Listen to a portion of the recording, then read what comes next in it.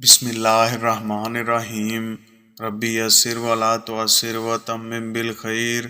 السلام علیکم ناظرین، امید ہے آپ سب خیریت سے ہوں گے۔ ناظرین، قصص الانبیاء کی ایک نئی قسط کے ساتھ حاضر ہیں۔ ناظرین ذی وقار، حضرت ابن عباس رضی اللہ تعالیٰ عنہ فرماتے ہیں کہ جب رسول کریم صلی اللہ علیہ وآلہ وسلم حج پر تشریف لے جاتے ہوئے وادی اسکان سے گزرے تو دریافت فرمایا کہ ابو بکر، یہ کون سی وادی ہے؟ عرض کیا کہ یہ وادی اسکان ہے۔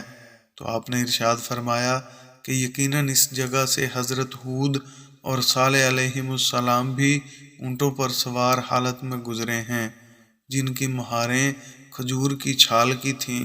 انہوں نے جبے پہنے ہوئے تھے اور وہ دھاری دار چادریں اوڑھ رکھی تھیں، اور وہ تلبیہ کہے جاتے تھے، حج کرنا چاہتے تھے۔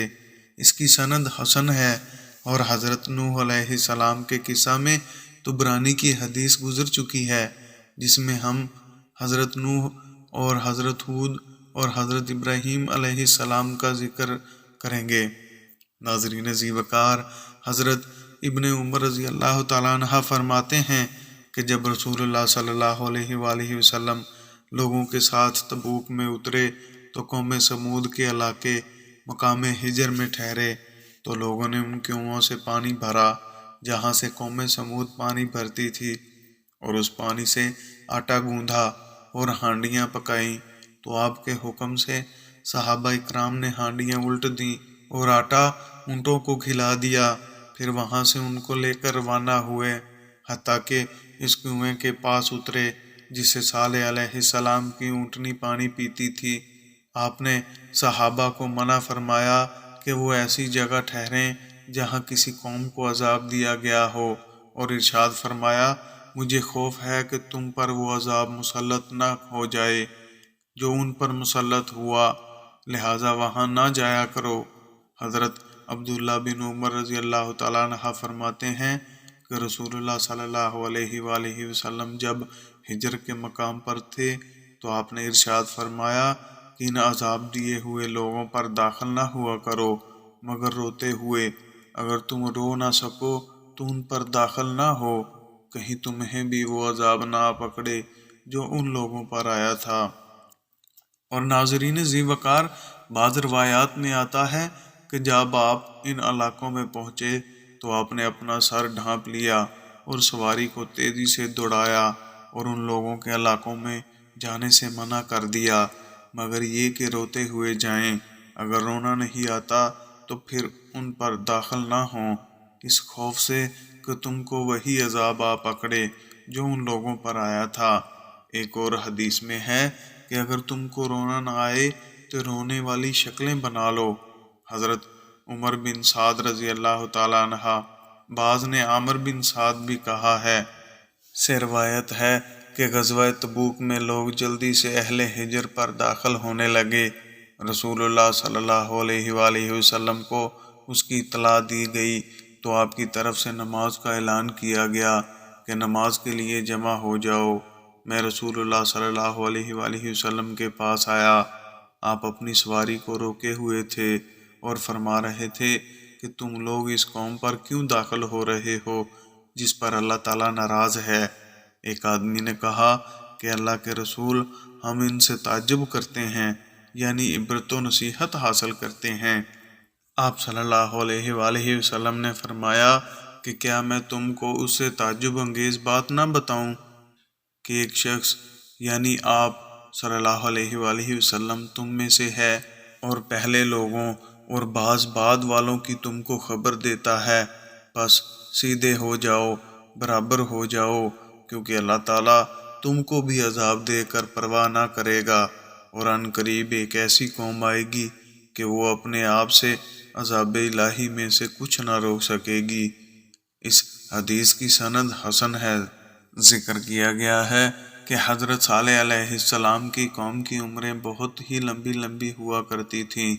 وہ مٹی کے گھر بناتے تو ان کی موت سے پہلے ہی وہ گھر خراب و برباد ہو جاتے تھے، تو پھر انہوں نے پہاڑوں کو تراش تراش کر گھر بنانا شروع کر دیے۔ اور یہ بھی کہا گیا ہے کہ جب قوم نے حضرت صالح علیہ السلام سے نشانی کا مطالبہ کیا تھا تو اللہ تعالیٰ نے پہاڑ کی چٹان سے اونٹنی نکال دی۔ پھر اللہ تعالیٰ نے ان کو حکم دیا کہ اونٹنی کا خیال رکھو اور اس کے پیٹ کے بچہ کی بھی حفاظت کرو، اور ان کو ڈرایا گیا کہ اگر تم اس اونٹنی کو نقصان پہنچاؤ گے تو تم پر اللہ کا عذاب آ پہنچے گا، اور یہ بھی بتایا گیا کہ اگر تم اس کی کونچیں کاٹو گے تو یہ کام بھی تمہاری بربادی و تباہی کا باعث ہوگا، اور ان کو بتا دیا گیا کہ اس کی کونچیں کاٹنے والا کیسا شخص ہوگا، وہ سرخ رنگت اور نیلے گہرے دھبوں والا ہوگا۔ انہوں نے دائیوں کو شہر میں بھیجا کہ جب ایسی صفات و شکل کا بچہ مل جائے تو اس کو فوراً قتل کر دیں۔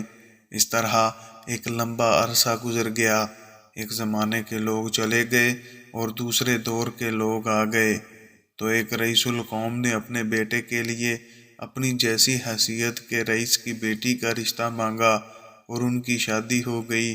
ان دونوں سے وہ شخص پیدا ہوا جس نے اونٹنی کی کونچیں کاٹ دیں، اس کا نام قدار بن سالف تھا، اور دائیاں اس بچے کو قتل نہ کر سکیں کیونکہ اس کے ماں باپ اور دادا رئیس لوگ تھے۔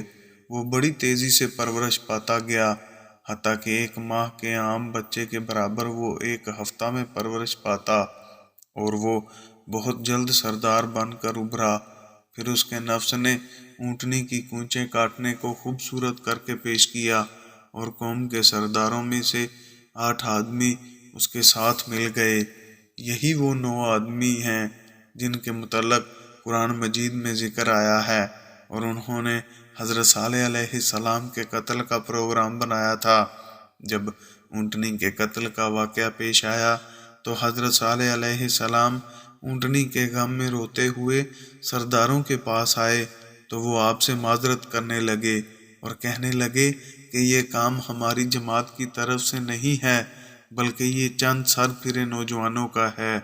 اور یہ بھی کہا گیا ہے کہ اس عظیم سانحہ اور گناہ کے بدلے میں حضرت صالح علیہ السلام نے ان کو کہا کہ تم اس کے بچے کے ساتھ اچھا سلوک کرو۔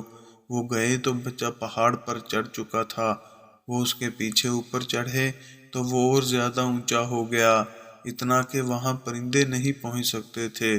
بچہ رویا یہاں تک کہ اس کے آنسو بہہ پڑے، اور حضرت صالح علیہ السلام کی طرف متوجہ ہوا اور اس نے 3 دفعہ زوردار آواز نکالی۔ تو اس وقت حضرت صالح علیہ السلام نے ان سرداروں سے کہا کہ اب تم 3 دن تک خوب کھا پی لو اور مزے اڑا لو، یہ وعدہ اٹل اور سچا ہے، جھوٹ نہیں کہا گیا۔ اور قوم کو یہ بھی بتا دیا کہ مہلت کے پہلے دن ان کے چہرے زرد اور دوسرے دن سرخ اور تیسرے دن سیاہ ہو جائیں گے۔ جب چوتھا دن ہوا تو ان کو ایک چنگھاڑ نے آ لیا جس میں بجلی کی سخت کڑک تھی اور آواز تھی، جس سے وہ اپنے گھروں میں اوندھے منہ ہو کر گر پڑے۔ امید ہے آپ کو ہماری آج کی یہ ویڈیو پسند آئی ہوگی۔ ناظرین اکرام، اس ویڈیو کو اپنے احباب کے ساتھ بھی شیئر کریں۔ ملتے ہیں ایک نئی ویڈیو کے ساتھ، تب تک کے لیے اللہ حافظ۔